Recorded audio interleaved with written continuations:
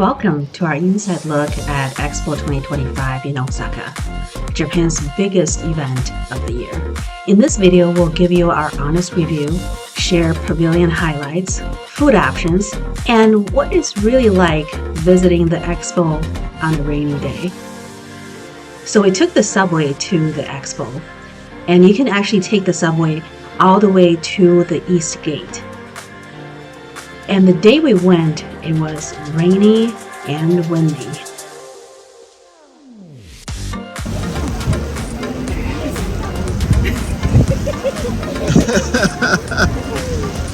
What a day to come to the Expo. Out of the whole time that we've been in Japan, today it's like this. Yeah. Despite the large crowds, the lines actually moved quickly, which was very nice.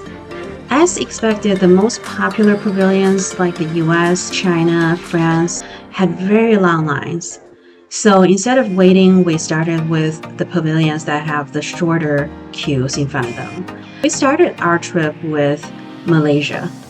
Malaysia's pavilion was beautifully designed with lush greenery. In front of the pavilion, there is this giant pineapple, and it's super cool, and people are actually looking at it and trying to touch it and see if it's real. The cool thing that I really liked about Malaysia was they had this really elaborate food display from different parts of the country. It was amazing. The food actually looked real. They had signs on each cart that says, "Please do not touch," because it looked so real, and I think people probably want to go and touch it. It really looked good to eat. So we spent a lot of time in the front hall where they had all the food displays.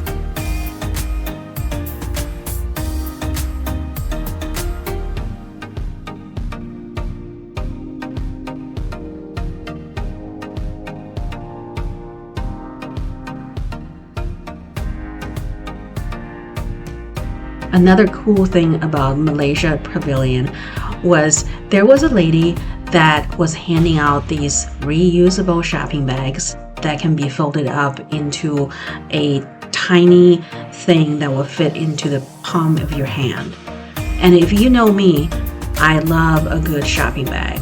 And I especially love one that can be folded up to be snapped onto my backpack. So this little thing has been traveling with us since Osaka, and I love it.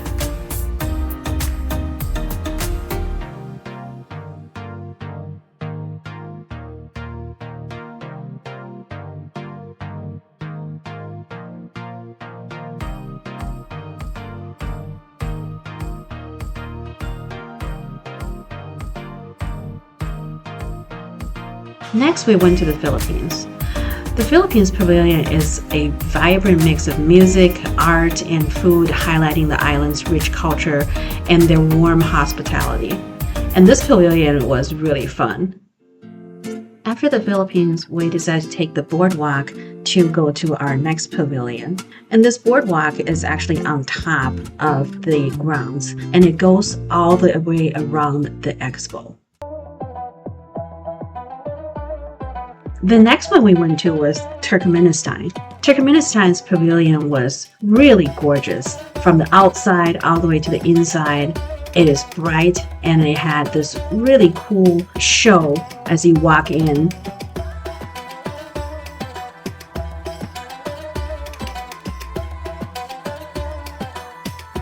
This pavilion showcased their unique traditions, their textiles, and a glimpse of Central Asia's heritage.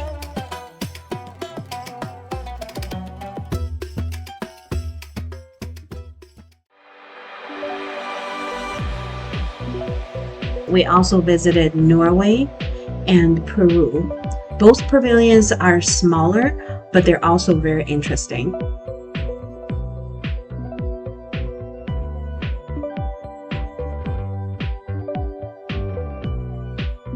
In the afternoon, we decided to take a little walk along this man-made lake just underneath the boardwalk. And then we took a little walk around the grounds, and we stumbled up on this really cool looking mystic foggy circle. A lot of kids running around, adults, everybody was just having fun. One thing we were pleasantly surprised about was there were a lot of food options at the expo. They had sit-down restaurants, they had food courts, and they even had a Lawson's convenience store where you can grab some drinks and sandwiches and things like that. Okay, so we just stopped in for coffee at this shop.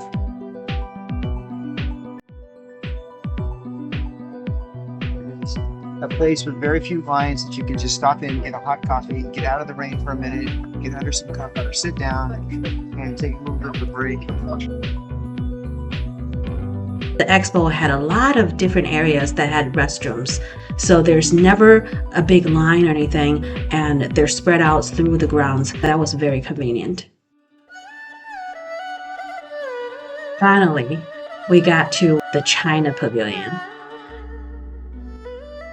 Are you excited about China? Very. Can't wait. It is massive. It is huge. Even on the outside, the scrolls are just giant. As you get inside, it's very futuristic. You have these displays that you can actually touch the glass and the artifacts will show up, and you can zoom in, zoom out, and take a closer look at the artifacts.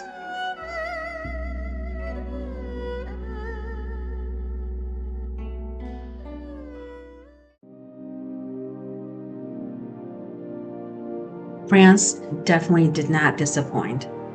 It was one of the larger pavilions that had a lot of people, but by the time we got there, it was already around 7 o'clock. The line is not as big. We did wait for about 10-15 minutes before we were able to get in, but it was worth it. It was definitely worth it. The French pavilion, it was very stylish, very artistic and immersive. They had a very strong emphasis on their global brands such as Louis Vuitton, Chanel, and Christian Dior, and it was just beautifully done. And people were just in awe when they were walking through the pavilion. And we definitely marked this as our top #1 pavilion that we visited.